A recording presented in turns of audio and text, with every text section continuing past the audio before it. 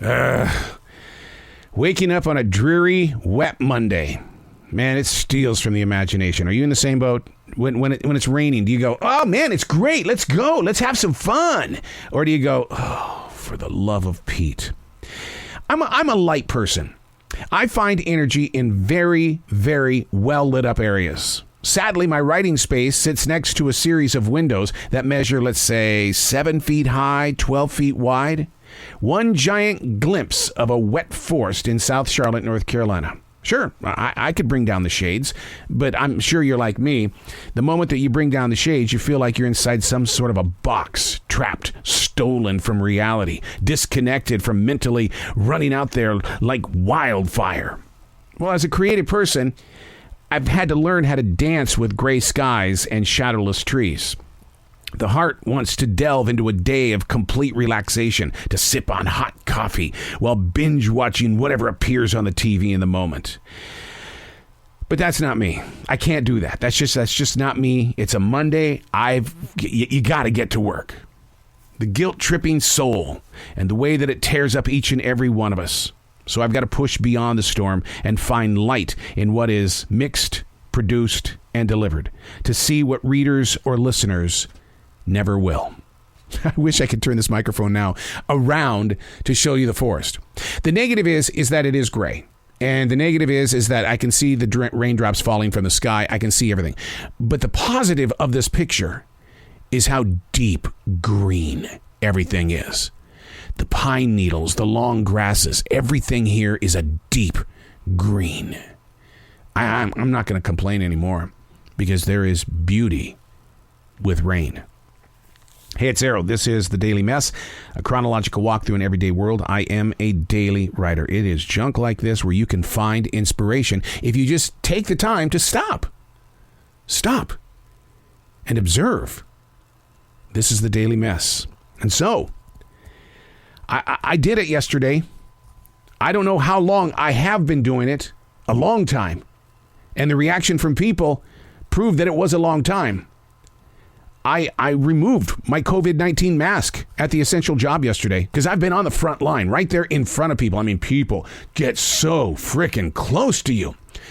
And I removed it.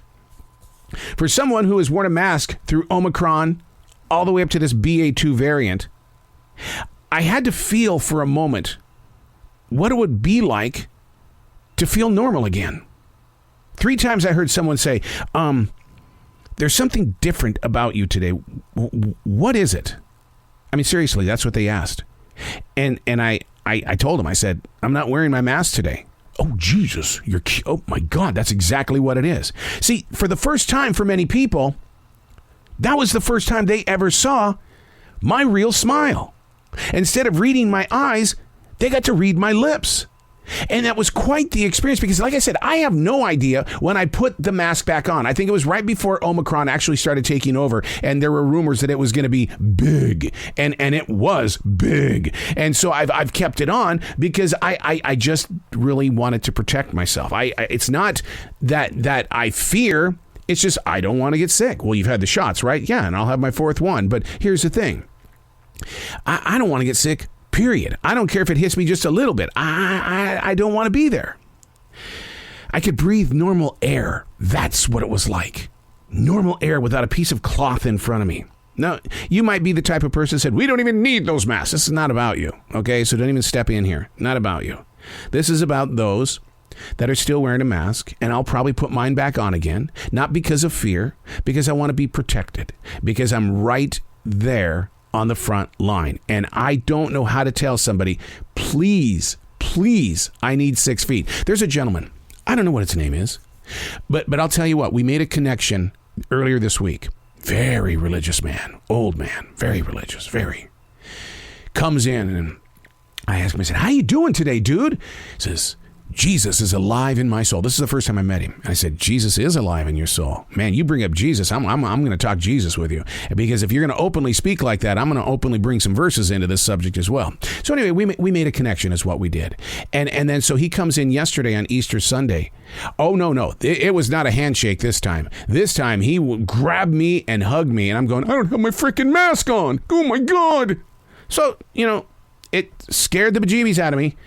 And maybe that's one of those moments where, and I'm going to get a little religious on you here. Maybe that was one of those moments where God said, trust me, have faith in this moment of embrace.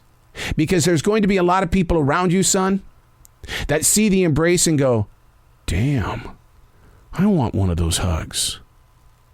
I'm Arrow, and that's the Daily Mess.